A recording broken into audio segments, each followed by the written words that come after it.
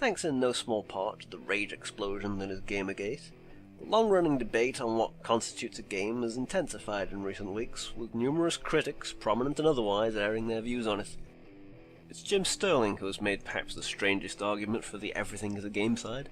So strange that more than anything else he has convinced me of the opposite. Here's what he had to say.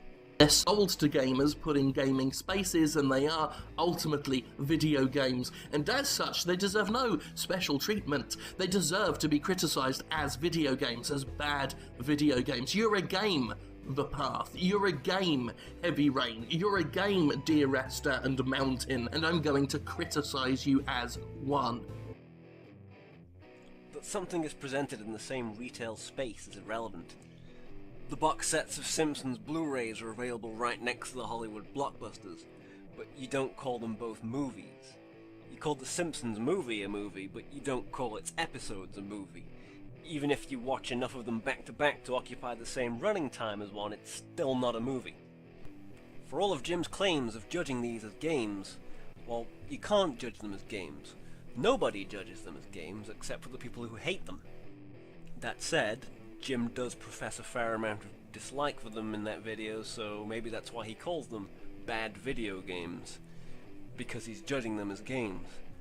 Applying the same manner of criticism to both Quake 3 and Glitch Hikers is destined to be grossly unfair to one or the other, and to completely fail to understand what each is set out to achieve and its successes in doing so.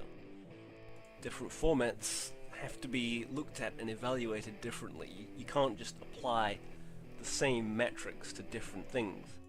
People often draw parallels between gaming and other media, and I'm going to do the same.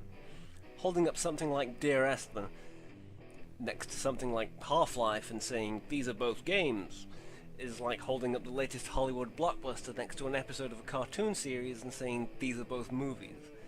Nobody says that. They're presented on the same medium, sure, but nobody calls them the same thing. I don't understand the offense that is taken by some people when I say that Gone Home isn't a game. I'm not denying its right to exist or be seen or be sold on Steam.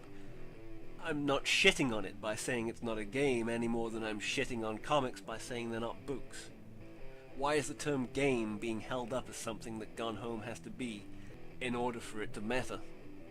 I don't get it. I think the refusal to classify these titles into a genre is what is really causing this consternation. And as evidence for that claim, I point you to what are known as visual novels. Things like Katawa Shoujo and the curiously bizarre Hitoful Boyfriend. Yes, Pigeon Simulator. They don't draw the same ire.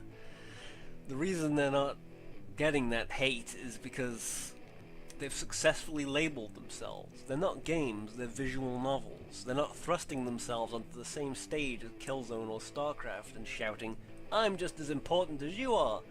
Instead, they've built their own stage. Sure, it's in the same theater, but there's still a different stage, and the people on it they're not trying to fight for that same spotlight. You know, they've got their own.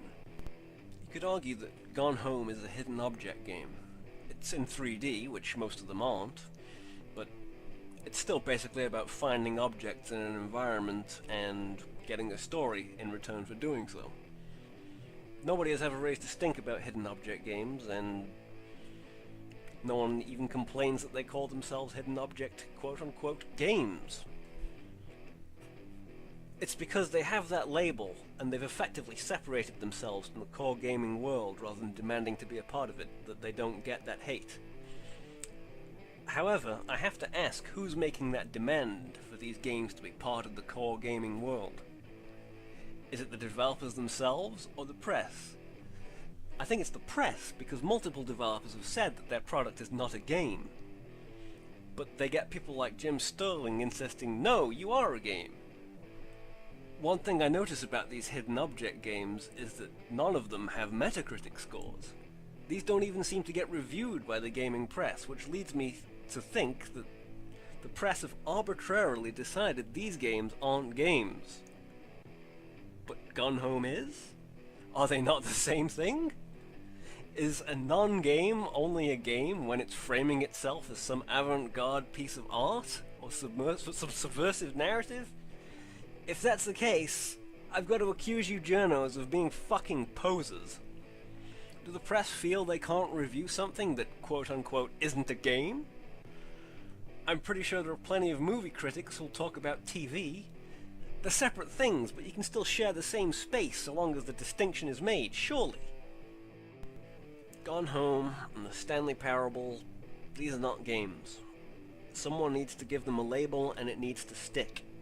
I think something like digital experience would be fitting. Glitch Hikers is a digital experience.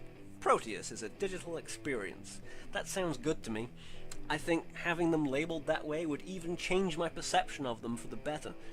Because as long as they continue to call themselves games, or be labeled that way by the press, I'm going to continue to judge them as games, as Jim Sterling does. And as games, they're awful.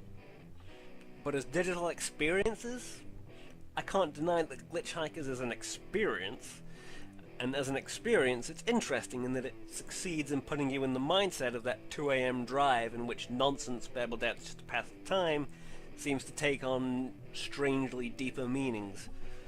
But as a game, it really couldn't be any less interesting. If people continue to frame things like that as games, I'm going to continue to go into them with the mindset of someone about to play a game, consciously or otherwise, and that's going to affect my perception of it. I think that as long as these titles, as long as their developers or their fans or the press continue to cling to gamehood like it's some badge of honor, some seal of approval and validity, and not just a label to categorize a particular format of interactive media, I think they're doing themselves a disservice and just preventing people from being in the right mindset to engage with the sort of content they offer. They need their own visual novel style label or they're going to be stuck with derisory things like Walking Simulator. Instead of arguing up and down that some non-gamey thing is a game, just ask yourself why it is you want to call it a game.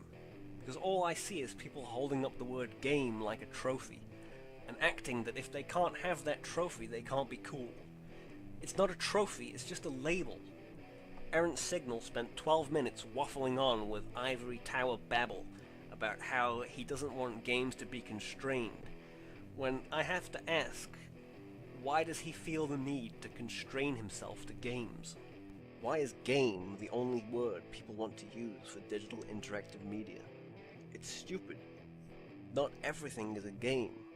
Why does it have to be?